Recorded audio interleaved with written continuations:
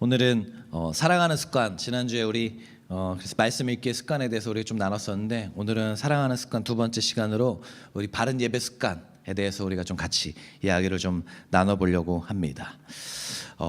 좀 유명한 책, 우리가 많이 읽었던 일반 서적 중에 아주 작은 습관의 힘이라는 제임스 클리어라는 작가가 쓴 책이 있습니다. 아주 작은 습관의 힘. 아마 여기 계신 분들 중에도 읽어보신 분이 계실지 모르겠는데, 제목 그대로 아주 작은 습관 내가 하나를 세웠을 때 어떠한 능력이 있는지, 그게 내 인생을 어떻게 바꾸는지에 대해서 잘 다루고 있는 그런 책입니다. 근데 뭐 한국 사람들은 사실 이 책 읽지 않아도 이 내용을 한마디로 잘 요약할 수 있죠. 3살 버릇 여든까지 간다. 그 내용이에요. 네, 그래서 책 한마디로 다 요약이 되는 그런 내용이지만 조금 더 실천적인 내용들이 잘 있어서 저한테는 또 아주 공감이 되었던 이야기가 몇 가지 있더라고요. 근데 그 중에 공감이 되었던 이야기 중에 하나가 뭐였냐면 이런 거였어요. 그러니까 이분이 얘기하는 게 실패한 사람의 목표와 성공한 사람의 목표는 다르지 않다는 거예요. 실패한 사람도 나 서울대 가야지 이렇게 얘기했지만 실패하고, 성공한 사람도 나 서울대 가야지, 뭐 혹은 난 이 시험 붙어야지 라고 목표를 삼잖아요. 근데 목표는 다 삼지만 실패한 사람도 목표가 똑같고 성공한 사람도 목표가 똑같은데, 어떠한 사람은 실패하고 어떠한 사람은 성공한다는 거죠. 그 목표를 이룬 사람과 이루지 못한 사람의 목표는 다 똑같은데 왜 누가 성공하고 누가 그 목표를 이루고 어떤 사람은 목표를 이루지 못할까, 그걸 얘기를 하더라고요. 그래서 차이는 목표가 아니다. 이분이 뭐라고 얘기하냐면 차이는 목표가 아니라 시스템이다, 이렇게 얘기합니다. 그러니까 목표를 설정하는 게 중요한 게 아니라 그 목표를 위한 과정을 어떻게, 그 시스템을 어떻게 설계하는가, 그 설계를 잘한 사람이 목표를 이룬다라고 이야기하더라고요. 근데 그 시스템이 뭐냐? 바로 습관이라고 얘기하는 것이죠. 내가 어떤 습관을 갖느냐가 너무너무 중요하다는 이야기를 하는데, 제가 그게 되게 공감이 되더라고요. 그래서 어떤 습관을 잘 내 안에 하나의 습관을 새기느냐가 되게 큰 힘을 준다고 이야기합니다. 그래서 이분이 여기서 이야기한 것 중에 하나가 재밌는 내용이었는데, LA 공항에서 출발할 때 그 비행기가 뉴욕을 향해 가는데 그 조종사가, 파일럿이 그 이륙할 때 각도를 3.5도, 35도가 아니라 3.5도만 틀어서 잘못 가도 3.5도 틀었을 뿐인데 뉴욕이 아니라 워싱턴으로 가게 된다고 합니다. 이게 처음에 출발할 때 별거 아닌 것 같지만, 3.5도 트는 게 별거 아닌 것 같지만, 그게 나중에 가면 아주 큰 차이를 만들어낸다는 걸 말하고 있는 것이죠. 아마 여러분들의 삶을 보시면 내가 아주 어렸을 때부터 혹은 젊은 시절에 가졌던 습관이 지금도 남아있는 것 중에 굉장히 유익이 되는 습관이 있을 수 있고, 또 내가 이거는 굳이 갖지 않았어도 될 뻔했는데 하는 습관이 지금도 남아서 힘들게 하는 습관이 아마 있을 수 있을 것 같아요. 요즘 현대인들에게 많이 생기는 습관이 뭡니까? 자고 일어나면 뭐예요? 자기 전에 뭐예요? 이게 아주 현대인들의 아주 큰 습관이죠. 네. 아내가 저보고 자꾸 노트북 애인이라고 하더라고요. 제가 노트북 붙잡고 있다고 저보고 너 노트북 애인이랑 자냐? 막 이러면서 저한테 막 얘기하더라고요. 저도 그런 습관이 있는 것 같습니다. 예. 습관이 우리 인생에 미치는 영향이 되게 큰 걸 제가 참 많이 느껴서 제 아이에게 여러 습관을 좀 잘 세워주고 싶다 하는 것 중에 하나가 뭐였냐면, 아이가 어릴 때부터 제가 이제 자기 전에 꼭 하루 매일 기도해주는 습관을 제가 가졌어요. 그랬더니 이게 이제 몇 년 되니까 이제는 제 딸이 어떻게 하냐면 잘 때가 되면 먼저 저한테 옵니다. 그래서 나 자려고 기도해 달라는 뜻이에요. 그래서 그러면 제가 기도해 주면 이렇게 또 가고 이렇게 하죠. 이 습관을 만들어 지키기 위해서 애를 썼는데 어느 순간 보니까 이제 습관이 저를 지켜주고 저를 만들어주고 있는 걸 발견하게 되는 거죠. 그래서 여러분, 습관이 참 중요합니다. 일상에서뿐만 아니라 예수를 믿고 신앙생활을 해 나가는 데 있어서도 습관이 참 중요한 것 같습니다. 하나님과 친해지고 싶다면 그분과 친해질 수 있는 시간을 마련해야 되고, 또 그분을 알아가기 위한 시간을 내야 하죠. 사랑하는 습관을 가져야 합니다. 저는 올 한 해 우리 가슴 뛰는 교회 성도 한 분 한 분, 우리 모든 성도분들이 하나님을 더 사랑하는 한 해가 되었으면 좋겠습니다. 특별히 우리 나누며 사랑하는 교회라는 표가 오래 있는데, 이 사랑함 안에는 우리가 성도를 서로 사랑함도 있지만 그리스도를 더 많이 사랑하는 그 사랑도 포함되어 있기 때문에 그 사랑이 우리 안에 가득 채어나고 그런 습관들이 우리 안에 가득 생겨나길 예수님의 이름으로 축복합니다. 그래서 지난주에 이어서 우리가 이 신앙생활 속에서 습관이 필요한 영역에 대해서 함께 말씀을 나누려고 하는데, 오늘은 그 중에도 예배에 대해서 조금 이야기를 나누려고 합니다. 하나님과 가장 친해질 수 있는 좋은 기회의 시간, 귀한 시간이 있다면 저는 예배를 빼놓을 수 없다고 생각을 합니다. 예배는 하나님이 인간을 창조하시고 부르신 목적이죠. 그리고 예배는 대부분의 그리스도인들이 가지고 있는 가장 확실한 습관인 것 같습니다. 지금도 우리는 다른 건 몰라도 일주일에 한 번 교회에 와서 예배 드린다, 이거는 뭐 잘 지키든 안 지키든 다 머릿속에 알고는 있잖아요. 한 번씩 와서 예배 드린다는 건 알고 있고 나옵니다. 그리고 그렇게 예배를 드리려고 애를 쓰죠. 근데 여러분, 그런 습관이 있는 것보다 더 중요한 게 뭐냐면 바른 습관이 생기는 것이죠. 우리가 좋은 습관도 있지만 사실 안 좋은 습관도 있잖아요. 그래서 우리가 습관을 갖는 것보다 더 중요한 것은 바른 습관을 들게 하는 것입니다. 오늘 본문 말씀을 보시면 예배에 대한 권면이 나오는 말씀이에요. 로마서 12장 1절은 예배에 대해 설교할 때 그래서 많이 다루는 말씀이고 저도 여러 번 다뤘던 말씀입니다. 예배에 대한 권면이 쭉 나온 후에 예배에 대해서 말씀하는데 그 마지막에 뭐라고 얘기하냐면, 이 말씀 보시면 이것이 여러분이 드릴 합당한 예배라고 이 단어로 예배를 정의합니다. 합당한 예배가 무엇이냐 하면서 앞에 쭉 설명한 것이죠. 이 말은 바꿔 말하면 무슨 얘기냐면 합당하지 않은 예배도 있을 수 있다는 거예요. 여러분, 우리가 주일에 이 자리에 똑같이 나왔고 똑같이 앉아있고 똑같이 찬양을 부르고 똑같이 말씀을 듣고 돌아갔지만 하나님 받으시기에 합당하지 않은 예배도 있을 수 있다는 걸 암시하고 있는 것이죠. 어떻게 드려야 되는가, 어떻게 드리는 거에 따라서 합당한 예배가 있을 수 있고 합당하지 않은 예배가 있을 수 있다는 것을 이야기하고 있는 것이죠. 우리 각 사람 안에도 여러분 자세히 살펴보면 예배에 대한 좋지 않은 습관들이 스며들어 있을 수 있습니다. 오늘 말씀을 통해서 성경이 말하는 예배의 모습이 어떤 것인지 살펴보고 우리 안에 있는 예배의 습관을 좀 돌아보았으면 좋겠습니다. 그리고 바른 예배의 습관을 가지고 본문이 말하는 대로 합당한 예배를 드리는 우리가 되길 예수님의 이름으로 축복합니다. 그렇다면 여러분, 오늘 본문이 말하는 합당한 예배가 무엇일까요? 오늘 여러 가지가 있지만 우리가 기억해야 될 예배의 바른 모습에 대해서 한 3가지 정도만 핵심 단어 3가지 정도를 좀 살펴보면서 기억해 보도록 하겠습니다. 우리가 오늘 본문 말씀에서 첫 번째 기억해야 될 단어는 뭐냐면 드리라라는 단어입니다. 우리의 예배의 핵심은 뭐냐면 드리는 것에 있다는 것이죠. 여러분 1절 앞부분 보시면 이렇게 써 있죠. 여러분의 몸을 하나님께서 기뻐하실 거룩한 산 제물로 드리십시오.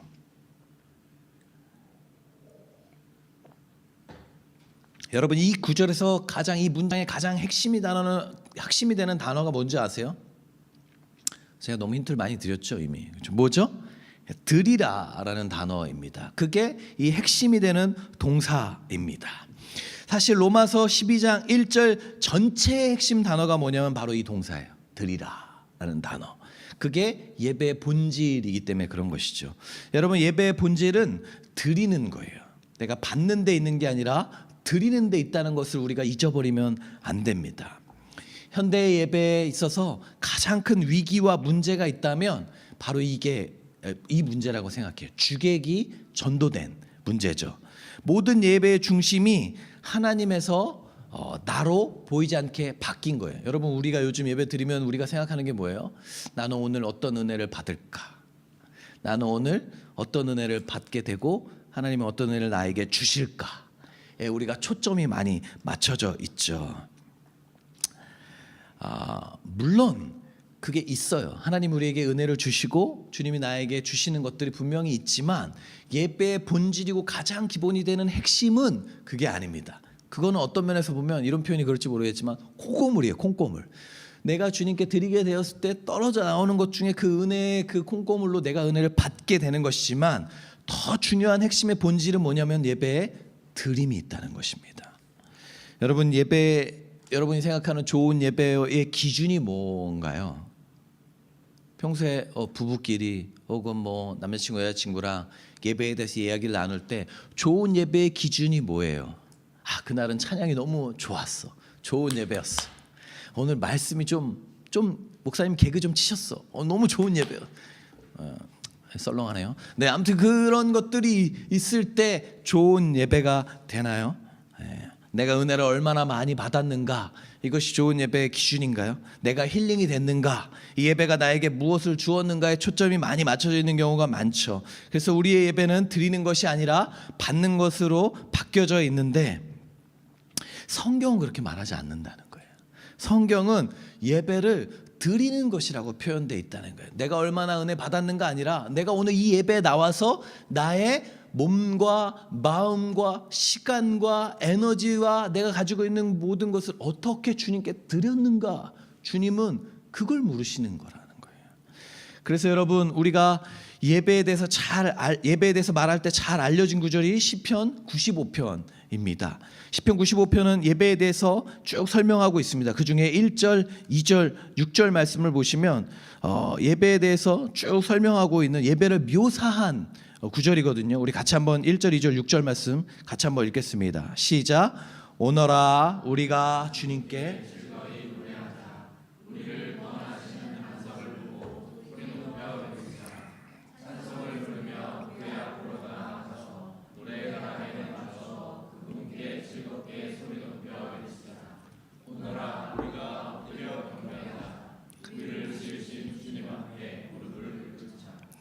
맨.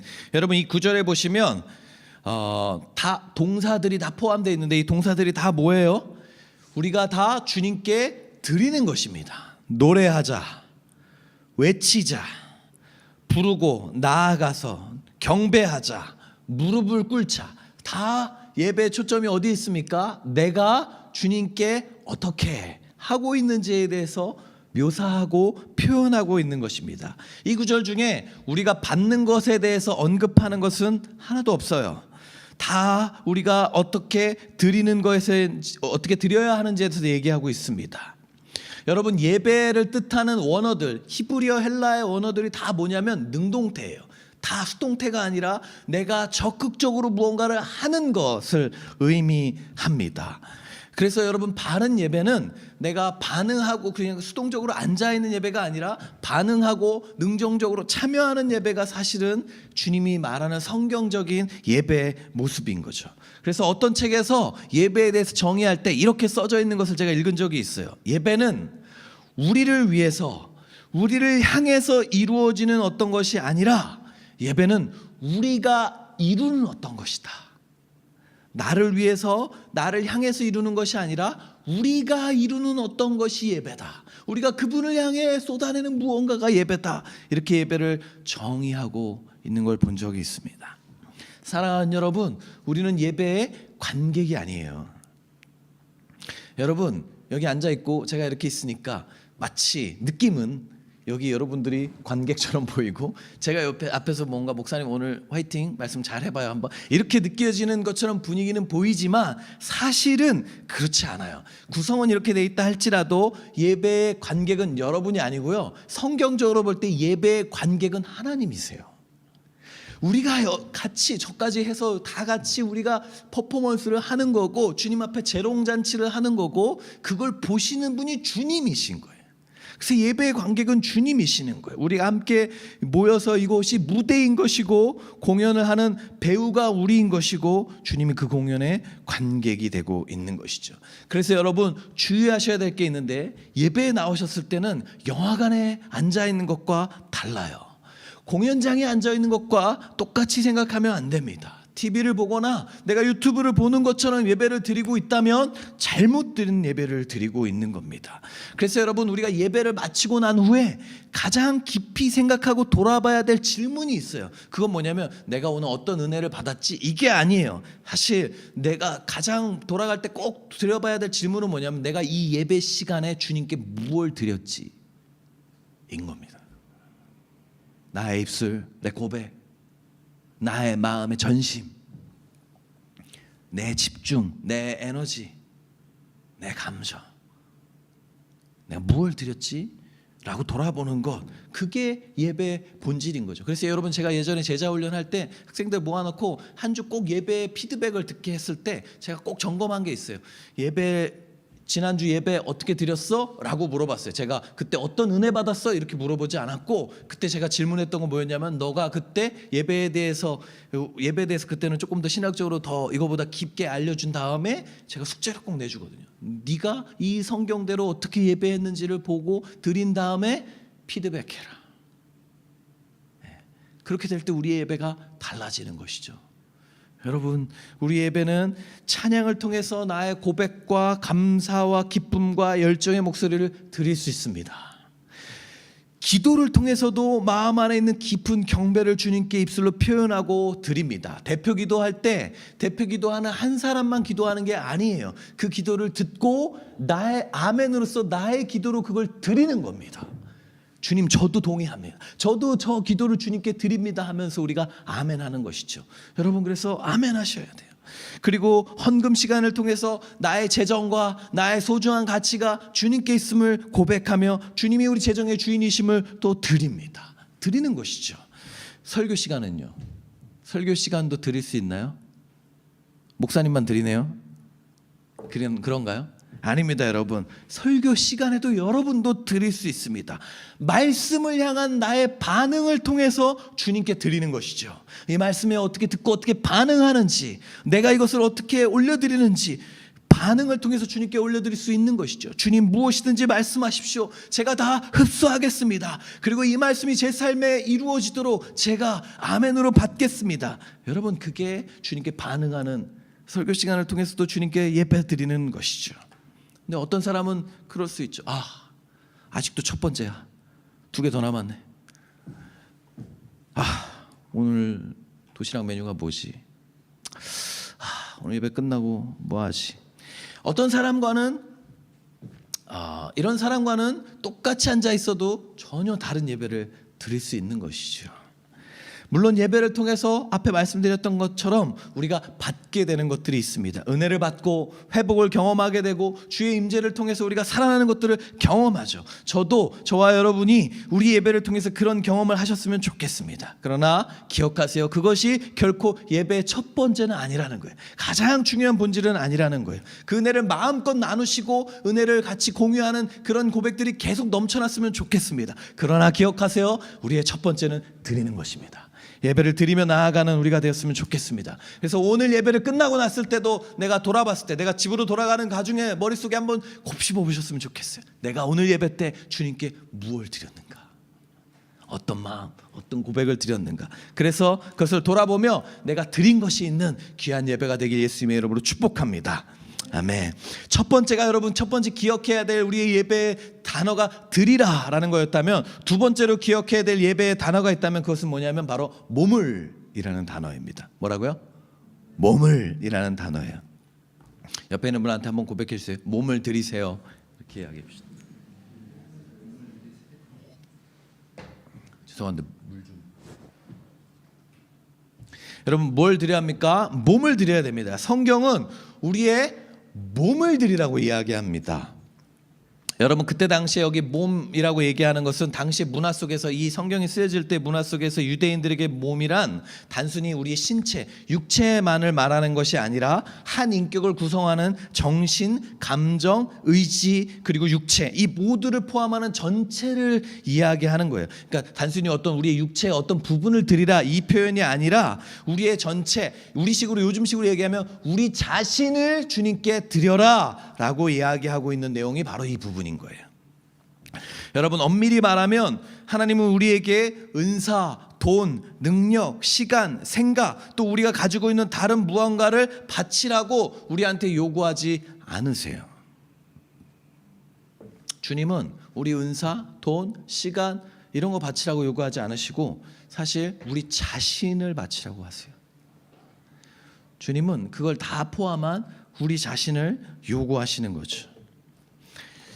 여러분, 제가 참 좋아하는 책이 이 책입니다. 이 오스왈드 챔버스가 쓴 주님은 나의 최고봉이라는 책입니다. 365일 하루에 한 장씩 묵상할 수 있게 되는 묵상집인데 그 기독교 역사 100년 20세기 100년사의 그 최고의 책 100권 중에 3위 안에 드는 놀라운 아주 귀한 책입니다. 너무 은혜가 넘칩니다. 근데 이 책에서 그런 내용을 씁니다. 이 책의 한 내용에 그런 부분이 있어요. 우리는 우리의 은사를 주님께 드릴 수 있다고 생각한다. 하지만 당신은 당신의 것이 아닌 걸 드릴 수 없다. 당신이 하나님께 드릴 수 있는 것이 딱 하나 있는데 그것은 당신 자신에 대한 권리다. 제가 이 말씀을 보고 참 얼마나 무릎을 꿇었는지 모르겠어요. 제가 가지고 있는 어줍지 않은 걸 제가 막 드린다고 생각했지만 사실 그거 원래 다 주님 건데 제가 제 것처럼 착각해갖고 제가 막 드린다고 막 했던 거예요. 영국의 한 교회에서 있었던 일입니다. 한 목사님이 아프리카 선교에 대해서 열정적으로 메시지를 막 전했어요. 그리고 아프리카를 위해서 헌금하는 시간을 가졌어요. 근데 이때 당시에는 이제 한 100년 전인데 이때 돌려지는 헌금함은 미국에서도 아주 가끔 쓰는, 지금도 쓴 데인데 둥글고 넓적한 그 은접시 있잖아요. 크고 넓적한 은으로 만든 이 접시를 미국에서 많이 돌리거든요. 그 은접시 이렇게 돌리면 거기에 이렇게 헌금을 이렇게 놓습니다. 근데 은접시가 돌아갈 때마다 사람들이 은혜 받은 대로 아프리카 선교를 생각하면서 헌금을 했어요. 근데 그리고 하고 그걸 이제 강대상 앞에다 주로 놓습니다. 이렇게 놓으니까 한 꼬마 아이가 그 강대상 앞에 놓여진 은접시 위에 올라가서 앉는 거예요. 이렇게 쪼그려서 이렇게 앉는 거예요, 은접시가.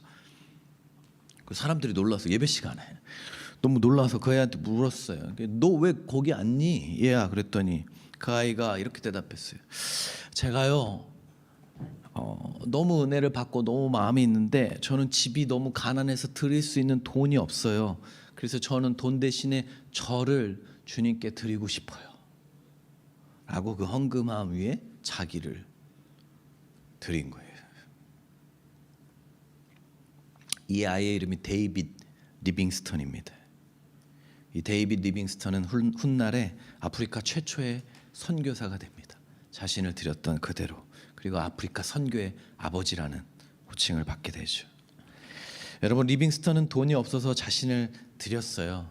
근데 사실 하나님이 우리에게 원하시는 게 사실 그 리빙스턴의 모습 아니겠습니까? 헌금함에 우리가 한 사람 한 사람이 들어가는 것. 그게 사실 주님이 우리에게 원하시는 모습이죠. 마음을 드리는 게 중요하지 않나요? 아니에요. 중요하죠. 그러나 성경은 마음만 있는 예배를 얘기한 적이 한 번도 없어요. 성경은 우리의 모든 것, 몸과 마음, 우리의 자신이 다 쏟아지는 그 순간이 예배라고 표현하고 있습니다. 그래서 여러분이 무엇을 드리고 계시는지 한번 돌아보셨으면 좋겠어요. 내가 가진 어떤 일부를 드리면서 충분하다고 생각하시는지 모르겠어요. 혹시 주님께 드리는 게 아깝다고 생각하시는지 모르겠어요. 이 돈이면 나 맛있는 거 하나 더 먹을 수 있는데 뭐 생각할지 모르겠지만, 나 헌금했으니까 내가 드리는 건 다 했어 생각할지 모르겠지만, 여러분, 주님이 우리에게 진짜 원하시는 것은 우리 몸, 우리 자신, 우리 안에 포함된 모든 것이라는 걸 잊지 않으셨으면 좋겠습니다. 우리 자신을 드릴 수 있다면 사실 우리의 재정이나 시간이나 능력이나 뭐 은사 이런 것들은 자연스럽게 따라오게 되죠. 네. 또한 주일만이 아니라 우리가 살아가는 모든 날이 주님의 것인 것이죠. 제가 여기서도 몇 번 말씀드렸지만, 그래서 주일이란 말을 우리가 쓰긴 하지만 통상적으로 조심해야 되는 건 일요일만 주님의 날로 생각하는 우를 범하면 안 된다고 제가 말씀드렸습니다. 여러분, 주일을 우리가 일요일을 주일이라고 표현하긴 편합니다. 우리가 다 생각하기 좋은 날이지만 월, 화, 수, 목, 금, 토도 주일입니다. 주님의 날임을 잊지 않아야 됩니다. 우리가 살아가는 모든 날이 주님의 날인 것이죠. 그렇기 때문에 우리는 주일에만 예배하는 것이 아니라 월화수목금토에도 예배해야 합니다. 여러분, 주일 예배는 내 일상의 예배의 총합이에요. 내가 일상에서 하나님을 매일 월화수목금토에 예배함을 차곡차곡 화약을 쏟아 놓는, 쌓아두는 그런 시간이 일상이에요. 그리고 쌓아두었다가 일상을 살면서 주님과 교제함을 통해, 예배함을 통해서 그 화약을 잘 쌓았다가 주일에 와서 그 화약에 불을 붙이는 거예요. 주일의 공예배의 시간은 그 화약에, 내가 평일에 쌓았던 그 화약에 불을 붙이는 거예요. 그러니까 터지는 거죠. 그러니까 내 예배가 은혜가 넘치고 폭발력이 생기는 거예요. 평일에 내가 하나도 화약을 쌓지 않았다면 주일에 어떤 멋진 밴드가 오고 어떤 말을 잘하고 설교를 잘하는 목사님이 설교를 한다 할지라도 내가 쌓아놓은 화약이 없다면 터지는 양이 제한적일 수밖에 없는 것이에요. 그래서 여러분, 매일의 예배에, 우리가 매일의 삶에서, 일상에서 예배로 주님께 나아가야 되는 것, 교제해야 되는 것이죠. 그래서 말씀을 읽고 기도하고 또 묵상을 하며 나아가는 것이죠. 여러분의 영광이 아니라, 저의 영광이 아니라 하나님의 영광을 위해서 그렇게 하는 것이죠. 그리고 주님을 섬기는 마음으로 내 주변의 사람을 섬기는 것이죠. 우리 성경 읽기, 제가 카톡방에 올렸던 그 개요 인트로덕션 우리 예언자매도 썼지만 거기 인트로덕션 마지막에 뭐라고 얘기합니까? 우리가 예배하는 마음으로 성경을 읽으면 우리의 성경 읽기는 주님께 드려지는 예배가 된다고. 하나하나가 내가 예배하는 마음으로 주님을 영광을 위해서 페이퍼를 쓰거나 기획서를 작성하거나 키보드를 치면 그것도 주님께 올라가는 아름다운 예배가 될 수 있습니다.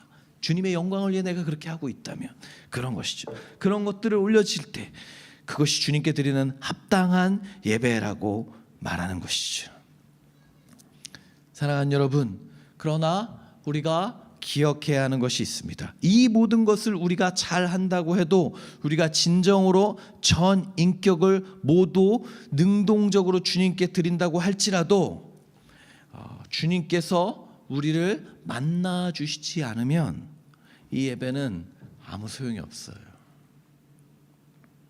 그렇기 때문에 여러분, 우리가 세 번째, 마지막으로 기억해야 할 단어가 있는데 그것이 뭐냐면 그러므로 라는 단어입니다. 12장 1절 앞부분에 제일 먼저 시작할 때 단어가 뭐냐면 바로 그러므로입니다. 그러므로 라는 접속사로 시작하죠. 네, 이게 형제자매 여러분, 그러므로라고 하지만 원어로 보시면 이 그러므로라는 단어가 먼저 나와 있습니다. 여러분, 그러므로라는 접속사 다 아시죠? 우리 초등학교 잘 다니시고 했다면 그러므로가 어떤 의미로 쓰여지는지 잘 압니다. 그렇죠? 그러므로가 어떻게 쓰여지죠? 앞에 내용이 뒤에 내용의 이유나 원인이 될 때 쓰여지는 것이죠. 식당에서 맛있는 음식을 잔뜩 먹었다. 그러므로 누군가 계산을 해야 한다. 뭐 이런 식으로 그러므로가 앞에 내용이 뒤에 내용의 이유나 원인이 될 때 이렇게 쓰여지는 겁니다. 그러면 여러분, 12장 1절에 이 그러므로라는 접속사가 나왔다는 뜻은 그 앞에 있었던 내용의 자연스러운 결론이 12장이라는 것이겠죠. 이 그러므로는 어디까지를 얘기하냐면 1장부터 11장, 로마서 1장부터 11장 전체 내용을 수식합니다. 그리고 나서 이 그러므로가 나오는 거예요. 근데 여러분, 로마서 11장 1장부터 11장의 내용이 나오는 내용이 뭡니까? 로마서 1장부터 11장에 나오는 내용은 이겁니다. 죄인 되어서 아무것도 할 수 없었던 우리를 예수님께서 십자가에 달려 죽으시고 부활하심으로 말미암아 구원하여 주시고서 빛나는 새 옷을 입혀 주셔서 그분의 영광스러운 새 옷, 새 삶을 우리에게 주셨다. 이게 1장부터 11장에 나오는 내용의 요약입니다.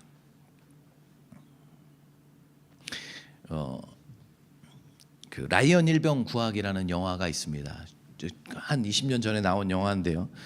전쟁 영화 중에서도 손꼽히는 명작입니다. 이 영화는 실화를 바탕으로 한 내용이고 전쟁 영화 좋아하시는 분이라면 꼭 한번 보시면 좋을 만한 아주 사실적 묘사를 해가지고 노르만디 상륙 작전에 대한 사실적 묘사를 해갖고 아주 극찬을 받았던 스티븐 스필버그 감독의 그 영화입니다. 근데 이 영화는 실화를 바탕으로 하고 있는데 2차 세계 대전 때 한 집안에서 4명의 형제가 한 어머니에게 4명의 형제가 있었는데 4명이 다 2차 세계대전에 참전하게 됩니다. 미국에 있는데. 근데 그 4명의 자녀 중에 3명이 전쟁에서 죽게 됩니다.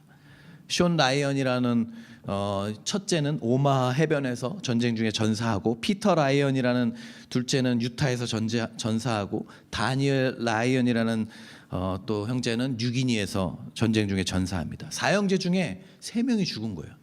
이걸 보다가 너무 깜짝 놀라서 이제 그 부하가 미국군 총사령관 이 마샬 장군에게 이 사실을 알려줍니다. 그리고 이제 전사 통보를 해야 되잖아요. 근데 이 마샬 장군이 형제 엄마에게 아들 마지막 넷째는 이 독일 점령지 누빌이라는 곳에서 공수 낙하했는데 행방불명이 된 거예요. 그러니까 3명이 죽고 1명이 행방불명이라는 소식을 차마 한 어머니에게 이걸 전해줄 수가 없는 거예요. 그래서 이분이 이렇게 얘기해요. 이것은 국가가 한 집안에 할 짓이 아니다. 이렇게 얘기하고 참모들을 불러서 지시합니다. 지금 노르망디에 나가 있는 부대 중에서 가장 용맹하고 가장 뛰어난 소대를 뽑아갖고 적진 깊숙이 침투해서 라이언, 지금 행방불명된 라이언을 찾아가지고 데려와라. 이 라이언 일병을 데려와서, 막내인 라이언 일병을 데려와서 어머니 품에 복귀시켜라, 제대시켜라, 이렇게 얘기한 거예요. 어떤 일이 있더라도 라이언 일병을 살아서 부모 품에 돌려보내야 된다. 그것이 미 합중국이 조국을 위해 아들 셋을 바친 집안에 할 수 있는 마지막 예의일 것이다. 그래서 부대원들이 적진에 침투합니다. 프랑스 노르망디에서부터 독일까지 가서 죽을 고비를 넘기면서 라이언 일병을 결국 찾아냅니다. 8명의 부대원이 갔는데 8명이 다 결국 전사하고 이 라이언 일병 1명을 살려냅니다. 다 싸우다가 죽게 돼요. 그리고 마지막에 이 소대를 이끌었던 밀러 대위가 치명적인 부상을 답니다. 총을 맞고 죽어가기 시작합니다. 죽어가기 시작할 때 라이언 일병이 그 앞에 오게 됩니다. 그 8명을 데리고 와서 있는데, 그때 이 죽어가는 이 앞에 있는 사람이 맷 데이먼이 라이언 일병이고요. 이 톰 행크스가 밀러 대위입니다. 밀러 대위가 이제 죽어가고 총을 맞고 죽어가고 있는데, 이때 마지막 말로 밀러 대위의 손을 라이언 일병이 잡아준 때 밀러 대위가 이렇게 얘기합니다. Earn this, earn it. 이게 무슨 뜻이냐면 너 이 생명을 받을 자격을 갖춰라, 이런 뜻이에요. 우리가 목숨을 걸고 너를 살렸다는 그 이유에 합당한, 모두를 희생해서 너를 살릴 가치가 있었다는 것을 너의 삶으로 보여주거라. 이 한 사람 살리려고 8명, 그 이상의 사람들이 다 죽었거든요. 우리를 희생해서 너를 살릴 가치가 있었다는 걸 보여주거라. 마지막 말로 그 말을 전하고 라이언 밀러 데이가 숨을 거둡니다. 그리고 나서 시간이 한참 흘러서 영화는 뒷부분을 보여줍니다. 전쟁이 다 끝나고 시간이 다 지나서 노인이 된 이 라이언의 모습을 보여줍니다. 이 노인이 되어서 라이언 일병이 자신의 가족들과 다 함께 자기의 딸 사위 함께 다 데리고 이 밀러 대위의 묘를 찾습니다. 그리고 찾아와요. 그리고 그 묘 앞에서 라이언 일병이 이렇게 얘기합니다. 당신이 그날 내게 해준 그 말을 나는 평생 가슴에 새기고 그렇게 살려고 노력했습니다. 내게는 8명이 목숨을 걸고 살려줄 가치가 있는 삶이었다는 것을 내가 나타내려고 그렇게 살았습니다. 그렇게 말한 다음에 자기 아내와 자녀들에게 이렇게 얘기해요. 여기 있는 이 밀러 대위에게 꼭 말해주라고. 내가 좋은 사람으로서 정말 열심히 살았다고 얘기해 줄 수 있겠냐고. 여러분, 로마서 12장 1절이 그렇게 얘기하는 거예요. 너희는 다 예수 그리스도의 값진 피, 그분의 십자가에 달려 죽으심으로 말미암아 그분의 피값으로 말미암아 새로운 삶을 다 부여받았다. 라연 일병처럼. 그러고 나서 이야기하는 거예요. 그러므로 여러분의 몸을, 여러분 새 삶을 받았으니까 여러분의 몸을 하나님이 기뻐하실 거룩한 산 제물로 드리십시오. 이것이 여러분이 드릴 합당한 예배입니다. 그게 로마서 12장 1절이 말하고 있는 겁니다. 너희는 그리스도께 대가를 치르고 그리스도께서 주신 그 새 생명을 받은 사람이다. 여러분, 우리가 매주 예배할 때마다, 예배를 매주 드린다 할지라도, 아니 매일 드린다 할지라도 예배 드릴 때마다 결코 잊지 말아야 하는 것이 있어요. 우리가 여기에 있는 것 자체가 우리 힘으로 결코 할 수 없는 주님의 은혜라는 거예요. 우리 그걸 잊어버리면 안 됩니다. 여러분, 여기 여러분 차를 타고 와서 여러분 힘으로 왔다고요? 아니요, 그렇지 않습니다. 이 중에 우리의 힘으로 올 수 있는 사람 아무도 없습니다. 주님의 은혜가 없었다면 우린 결코 이 예배의 자리에 있을 수 없습니다. 여러분, 예배를 드릴 때 이것을 꼭 기억하면 좋겠습니다. 그래서 우리가 십자가의 값으로 새 삶을 얻었고 그러므로 우리가 이 자리에 나왔음을 기억하며 예배 드리는 저와 여러분 되었으면 좋겠습니다. 사랑하는 여러분, 말하는 건 참 쉬워요, 그렇죠? 앞에서 이렇게 얘기하는 건 쉽지만 살기는 참 쉽지 않은 것 같습니다. 이것을 기억하면서 우리의 전 삶을 드리고 몸을 드리고 그러므로의 삶을 우리 안에 실천하고 살아내는 것이 쉽지 않다. 어떻게 이렇게 살 수 있을까? 그런 생각이 들 수도 있을 것 같습니다. 근데 여러분, 한번 오늘 그 12장 말씀, 제가 참 좋아하는 말씀인데 한번 천천히 다시 한번 보시겠어요? 한번 생각해 보시겠어요? 여러분의 몸을 하나님이 기뻐하시는 거룩한 산 제물로 드리십시오. 자, 한번 더 다시 읽어볼게요. 여러분 자신을 하나님이 기뻐하시는 거룩한 산 제물로 드리십시오. 이 말이 되게 어렵게 느껴지잖아요. 쉽지 않죠. 근데 여러분 그거 아세요? 이 말씀이 이렇게 어렵게 느껴지는 이 말씀을 먼저 우리를 위해 자신의 삶으로 그렇게 하신 분이 계세요. 누구시죠? 바로 예수 그리스도시죠. 그분은 자신의 몸을 하나님이 기뻐하시는 거룩한 제물로서 십자가에 우리를 위하여 드리셨죠. 본문에서 이 12장 1절에서 우리에게 바울이 이야기하는 사실 이 말씀은 이미 그리스도께서 우리를 위하여 먼저 그리고 이미 다 하신 것들입니다. 우리를 위하여 예수님께서 이미 그렇게 하셨죠. 그렇다면 그분의 자녀이고 그분의 제자인 우리도 우리 자신을 그분께 드려서 그 삶을 따라가야 되지 않겠습니까? 오늘 말씀의 핵심을 요약한다면 이겁니다. 그러므로 몸을 드리라. 그러므로 너 자신을 드리라. 사랑하는 여러분, 우리가 이 세 단어를 잊지 않는 오늘 이 시간 되었으면 좋겠습니다.